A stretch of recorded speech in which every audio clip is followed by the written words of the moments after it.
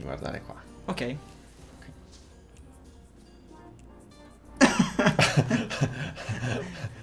Ciao a tutti e benvenuti in questa nuova puntata della rubrica dedicata ai piloti forti che fanno dei giri forti.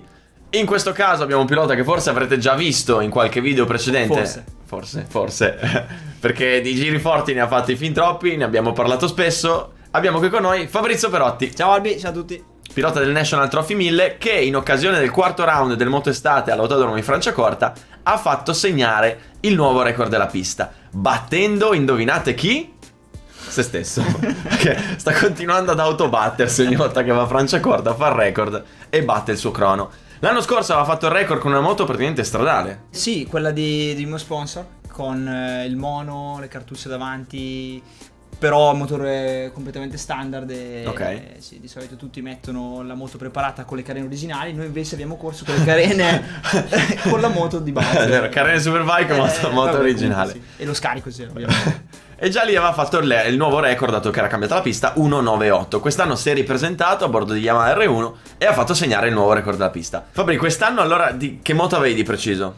Allora, la Yamaha R1 con cui corro il National 1000 è una moto con un po' di modifiche, ha un forcellone Superbike, quello ti dà la possibilità di frenare un po' più avanti senza avere la moto che si scompone e la moto in penna con un pochino dopo. Ok.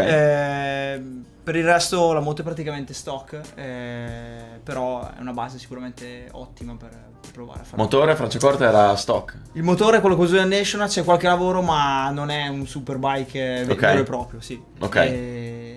Gomme Pirelli, Che modello? la 1 davanti, la Ok. SS1, dietro ho usato la 0 per fare il giro veloce, abbiamo usato quella da tempo, Ok.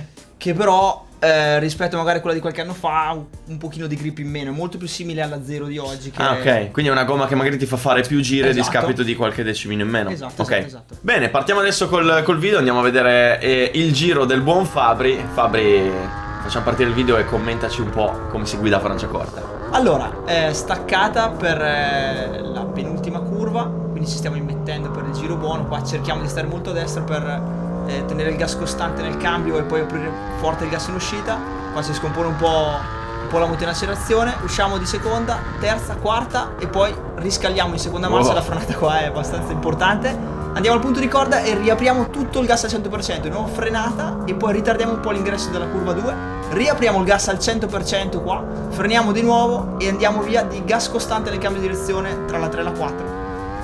Poi riapriamo il gas, qua curva che conosci bene, giusto? Come sei entrato? Sono entrato forte, nel senso che l'importante lì è tenere un pochino di gas perché non subiamo troppo le sconnessioni dell'asfalto. Torrantino a sinistra qua di prima, seconda marcia e apriamo tutto gas 100. in questa parte, sì. Qua ho fatto un piccolo errore, ho esagerato, non sono più riuscito ad andare a prendere il punto di corda, qua 3 decimi sono mangiati. Poi di nuovo full gas, freniamo, qua dobbiamo ritardare tanto, chiudiamo e cerchiamo proprio di raddrizzare il prima possibile per spalancare il gas. Prima, seconda, terza, limitatore, freniamo la linea bianca, seconda, prima e qua cerchiamo di stare incollati a destra per riuscire a avere la traiettoria migliore per sempre col gas costante poi andare ad aprire il gas per l'uscita. Mamma mia, mi hai fatto innamorare. Già ero innamorato prima.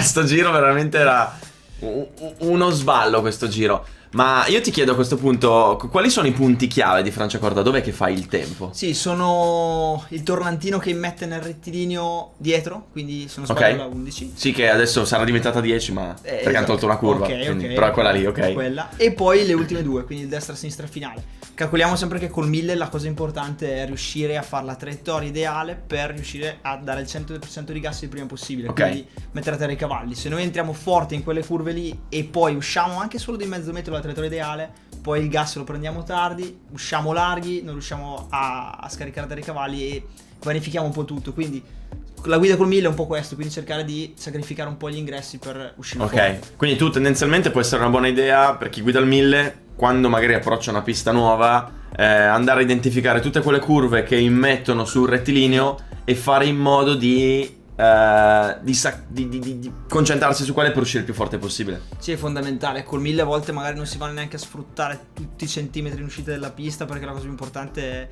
è appunto spigolare, ritardare un po' per raddrizzare presto la moto. Ok. Più tempo stiamo in piega, lo sai bene Albi, ormai Sì. più è difficile scaricare dei cavalli. E quindi sì, dobbiamo cercare di spigolare molto questi tornantini. La 1, la 2, la 3 sono curve importanti, sono curve di percorrenza, però una grande differenza rispetto a qualcuno che gira anche un secondo, 2 secondi più lento di noi non la facciamo. Ok. Invece sulle ultime curve sì, qua Franciacorta. Ma infatti voglio rivedere un paio di punti del giro.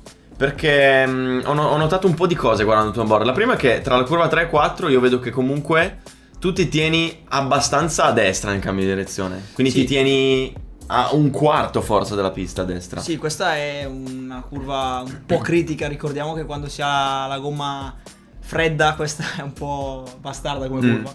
Comunque di base dobbiamo sempre sacrificare la prima, quindi il destra, tenere il gas costante, che è una cosa che tanti non considerano. Tanti aprono il gas, chiudono, girano la moto, vanno dall'altra parte. Invece con il gas costante sì, è un po' più faticosa la guida, perché siamo costretti a utilizzare un po' di più il corpo, il busto per farla girare, però manteniamo anche la velocità della moto nel cambio e quindi non dobbiamo dare la manata in uscita, ma riusciamo a Quindi qui, cioè nella curva 4, quindi, cioè, tu entri nella 3, gas chiuso. Esatto. Poi Prendi il normalmente uno per il cambio di direzione cosa fa? Dà un po' di gas per addrizzare la moto, poi lo richiude per fare l'altra curva e poi lo ridà. Quindi tu invece cosa fai? Dai il gas per alzare la moto e poi quando la porti giù a sinistra lo tieni? Lo tengo costante, sì.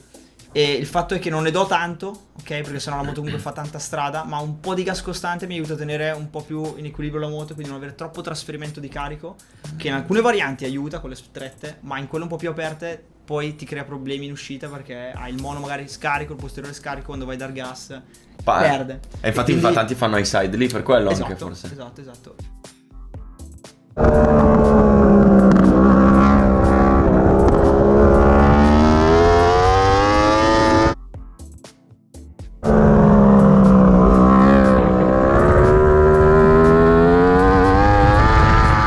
E su questa variante, anche sull'ultima che metto il rettilineo, è importante invece lavorare a gas costante. Ok. Quindi ad esempio, non so, prendiamo una pista come Varano, seconda variante strettissima. Lì è importante fare wow. Sì, chiude. Esatto. No, lì chiudi il gas.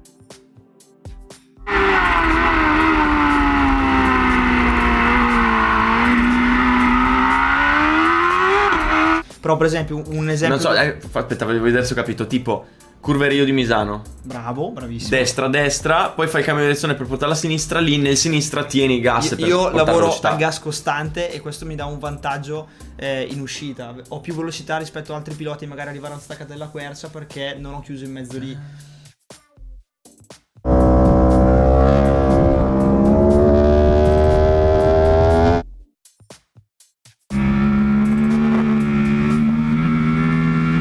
Diciamo che comunque poi è anche soggettiva la cosa. Per esempio al Mugello, anche un'altra pista, sulla prima variante io chiudo il gas nel cambio. Ok. La seconda variante, che è un po' più aperta, tengo il gas. Ah sì, nella prima lo chiusi perché devi farla curvare Girare, tanto, perché esatto. gira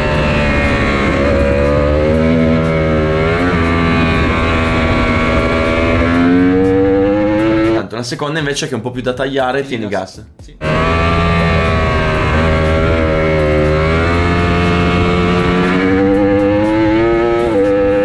Tante cose che si imparano a scuola con Fabri. Tra l'altro hai un occhio più grande Bastardo, ho dell'altro. detto, non dirlo, mi raccomando. Allora, oggi ho un problema di congiuntivite, credo. Non E so, quindi non so cosa fai te. interpreto Willy Lorbo dei Goonies. Ho questo occhio più piccolo. Si vedrà tanto poi. Non lo so, eventualmente nel caso si vedesse tanto noi lo accentiamo ancora di più. Bastardo. Così No, ti devi trovi. editarmi con gli occhi enormi. E poi andando avanti io ho notato che, cioè, io qua nella curva dove sono esploso l'anno scorso,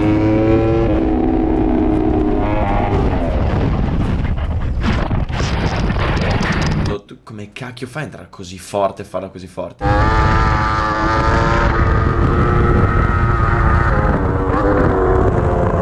Il limite di quella curva lì io non l'ho ancora capito. tu l'hai provato, sì, ma non l'hai capito esatto. neanche tu. Quindi secondo me la cosa importante lì è tenere un po' di gas, perché come con l'auto prendiamo un dosso e stiamo frenando, lo subiamo tanto, se teniamo un pochino di gas abbiamo... Salti sui dossi. Esatto, quindi anche la forcella subisce meno quell'avvallamento che c'è, quindi io con un po' di gas mi sono aiutato a superarlo. Poi un'altra cosa che ho notato è questa. Tante cose che noti. Sì, io guardo tutto, io studio tutto. Qui c'hai curva 7 a destra e poi nell'auto a sinistra non ritardi l'ingresso dell'auto, ti butti subito dentro, come mai? No, sia la 7 che la 8, e imparo adesso i numeri perché non me li ricordo bene, grazie a te. Io faccio meno strada possibile, nel senso che arrivo, cerco di girare stretto, mi aiuto col busto per far girare il prima possibile la moto, quindi con la rotazione, e secondo me c'è un vantaggio, perché comunque sia riesco a raddrizzare presto la moto, tengo meno la moto in angolo, quindi piuttosto che fare una linea molto tonda, fare molti metri, preferisco arrivare sotto, frenare, quindi ho la forcella che schiaccia, giro la moto e vado via. Quindi anziché prenderla tutta larga con l'idea di ritardarla e poi uscire, cioè tu ti butti subito dentro con l'idea di buttarti giù, girarla e poi... Esatto. Secondo me col 1000 è qualcosa che funziona, perché meno tempo stai lì in angolo meglio è. Ok. Un'altra cosa che ho notato è questa. Quando si arriva qua all'ultima curva, io ho provato a sperimentare anche diverse linee, ovvero quella di entrare nell'ultima curva un po' largo per poi andare a raccordare alla fine. Invece tu entri dentro subito, stretto. Quindi un po' c'è il concetto di prima. E la seconda cosa è che se tu guardi, se tu guardi a mezzo metro dal cordolo, c'è la pista, torni un po' indietro, lo vedi, c'è la pista un po' rovinata. Ah, ok. Quindi più stai vicino al cordolo, più l'asfalto è bello e ti permette di avere un angolo di piega, entrare col freno, cosa che se invece ti arrivi un attimino lungo, tu devi attraversare quello spazio col freno in mano e può essere... si chiude. Infatti, ma questo qua è Riding Evolution Style, perché devi mettere la ruota anteriore nello spazio così. È quell'esercizio lì. Che è quello che va dalla linea bianca alla parte mangiata. Sì. Io credo molto in quello corso perché lo applico e funziona. Devi lavorare di precisione e questo ti permette comunque di essere veloce, sì. E poi un'altra cosa che ho notato, che da quando l'ho vista da fare a te l'ho applicata, però vedo anche tanti che fanno qualcosa di diverso. Qui in uscita dall'ultima curva, dove devi fare il cambio di direzione, tu il cambio di direzione lo fai praticamente sull'erba che c'è a destra, no? Sì. Mentre invece vedo gente che magari esce un po' più così e si butta già di là. Sì. Cioè non ritarda così tanto. Ecco, la problematica, se vai là sicuramente guadagni un decimo perché sei più veloce, però dopo in uscita prendi in mano il gas dopo. Quando prendi in mano il gas hai la moto più piegata, di conseguenza entra l'elettronica, entra il traction e non fai velocità in fondo rettilineo, che è la cosa che invece conta. Quindi perdere un decimo lì vuol dire poi guadagnare magari 7-8 decimi in fondo rettilineo, perché sei arrivato da tutto lì a 2,40 invece che a 2,28, per dire, cioè guadagni veramente 10, 11, 12 km all'ora. Un segreto per fare il record l'anno prossimo. Allora, tu quando ti stai lanciando per il giro fai la linea giusta. Quando invece stai concludendo il giro, dato che il rilevamento cronometrico è subito dopo qui, e qui il rilevamento cronometrico, sì. tu la tagli, che se ne frega se poi in fondo al dritto perdi un secondo, però qui hai guadagnato mezzo decimo. Sempre da imparare. Grazie Albi. L'anno prossimo applico la lettera e mi vedrete cadere fortemente uscito nell'ultimo. Tu esci da qui e finisci dentro le gomme che ci sono lì. Comunque ci provo, giuro che ci provo. Ti troviamo poi nell'area dove fanno i corsi di guida sicura. Esatto.